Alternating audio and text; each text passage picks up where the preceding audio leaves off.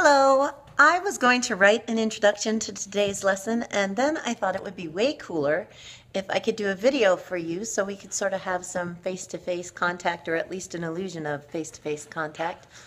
Today we are going to be talking about the magical origins of writing, and something that most Americans, this is going to be a shaky video because I am doing it with my iPhone, so something that most Americans don't know is that writing did not start out as a logical tool. Writing started out as a magical thing. That is why there is the relationship between the word spell, like to cast a spell, and the word spelling, to spell a word out.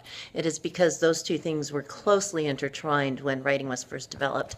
And the first writing was developed by the Sumerians. I'm not going to talk too much about them.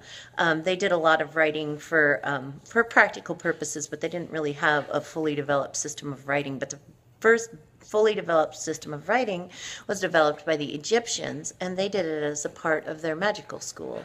They felt that the fact that you could take a word and transmit it to paper, and in so doing, not only transmit the word, but the idea of the word onto paper, was a very magical thing. They felt like if you could say the idea of something and put it down on a piece of paper, you're somehow transmitting that idea into the physical sphere. So writing was an act of taking the invisible and making it visible, and therefore a very magical act.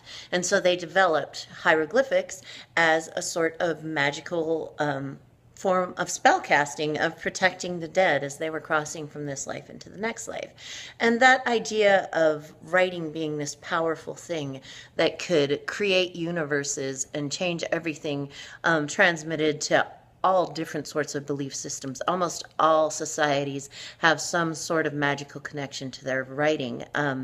The Greeks believed that if you died and you were a really good person, you could come back and be reincarnated as either a philosopher or a poet, because the poets were the messengers of God.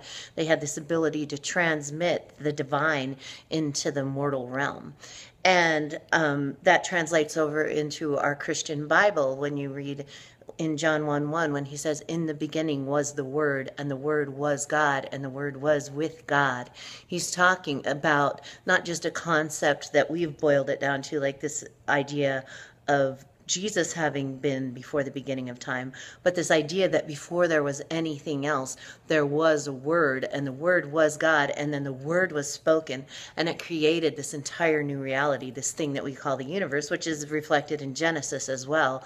In the beginning, the earth was without form and void, and darkness was on the face of the deep. And God said, "Let there be light," and there was light. He spoke, and that was how he created things. So this idea of the word being a very, very powerful thing, not just a mundane thing, is woven throughout the history of mankind. But it's something that we seem to have lost touch with in our society.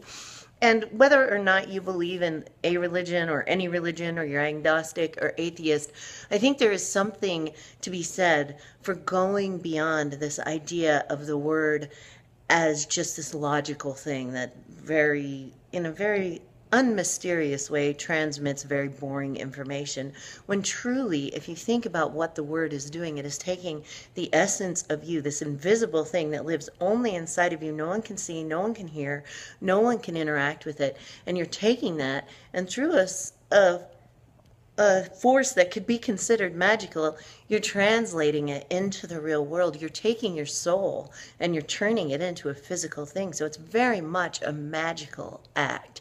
So I want you to kind of think about writing that way as we go through the rest of this course. Think about it as something that isn't just a very logical thing, but it's a mystical thing. You can call it whatever you want. Call it magical, call it religious, call it spiritual. But let it be something that is beyond just taking this logic and putting it on paper. And think of it as taking the essence of you and your ideas and transmitting it to the page. And so many of our greatest artists have done that. You don't have to believe in God to believe that the word has the power to change things. I mean, the idea that the pen is mightier than the sword has been around forever. And we can look at great artists like John Lennon, who wrote these songs and changed the entire world with them, really. He changed the way that people thought by taking his soul and putting it into written form. So I want you to think of this thing that you're doing when you're writing these exercises as a very powerful thing. You are giving me and all of your other classmates and anyone else that you choose to let see your writing the gift of your soul, and your soul is a powerful and beautiful thing. And I can't wait to see what you write during these lessons.